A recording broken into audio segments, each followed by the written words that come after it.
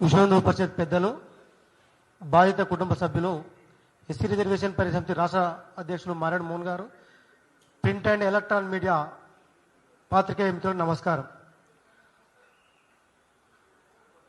ఎక్కడో ఉత్తరప్రదేశ్లోనో గుజరాత్లోనో ఏదో జరుగుతుందని ఊహించి ఇంత అద్దాలు భూతద్దాలు పెట్టి వెతికే ఓ దళిత కుహానా మేధావులారా, తెలంగాణ రాష్ట్ర రాజధాని నడిబొడ్డున దళితుల యొక్క హక్కులు కాలరాయబడుతున్నాయి. ఆ భూతద్దాలు కాస్త ఇటువైపు మళ్ళండి.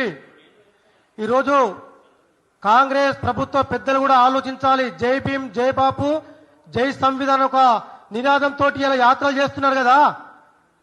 దళితుల యొక్క హక్కులు కాలరాయబడుతుంటే ఇంకెక్కడి సంవిధానం నాయనా?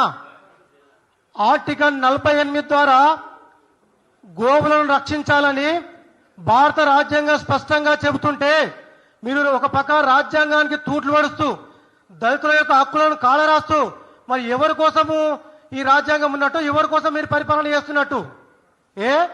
దళితులకు గోవుకు చాలా దగ్గరి సంబంధం ఉంది. ఎందుకనంటే వ్యవసాయ క్షేత్రంలో ఒక తల్లిగా భావించుకుంటారు దళితులు ఆవును. కాబట్టి ఆవుకి ఏమైనా జరిగితే తన తల్లికి జరిగినట్టుగా హృదయ ఆవేదన చెందుతారు దళితులు. కాబట్టే హృదయం ఆవేదన చెందింది. పోలీసు వాళ్ళకి ఇన్ఫర్మేషన్ ఇస్తే మా ఇళ్లలోకి చొరబడి దళిత మహిళలు, వీళ్ళు బలహీనులు, వీళ్ళ పక్షాన ఎవరు నిలబడరు, వీళ్ళకు బలం లేదని సమాజంలో అని మా దళితుల యొక్క ఫోన్లు చెక్ చేస్తారు, అర్ధరాత్రి ఇళ్లలోకి చేరబడతారు. ఇటువంటి 17 మంది మీద కేసులు పెట్టి రిమాండ్ చేస్తారా? ఈ చర్యను ఎస్సీ రిజర్వేషన్ పరిరక్షణ సమితి తీవ్రంగా ఖండిస్తుంది. రాబోయే కాలంలో ప్రత్యక్షంగా దీన్ని కార్యాచరణ తీసుకొని ఖచ్చితంగా అక్కడ ఎవరెవరైతే అధికారులు వాళ్ళ మీద ఎస్సీ ఎస్టీ యాక్ట్ ఎవరెవరైతే అర్హులో వాళ్ళందరి మీద కేసులు పెడతాం. బాధిత కుటుంబాలు కూడా అండగా ఉంటాం.